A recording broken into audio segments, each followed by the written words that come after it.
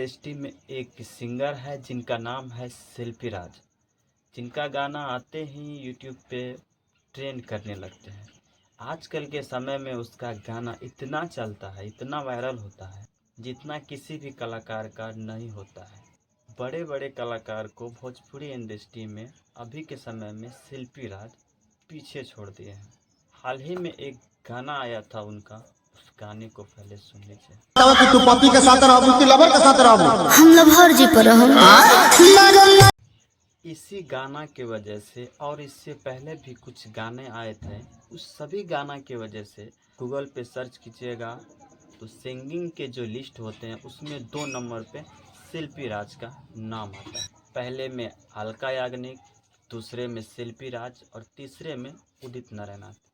किसी ने सच ही कहा है कि जिसको अपने काम से प्यार होता है ना, वो एक न एक दिन मुकाम हासिल कर ही लेते हैं।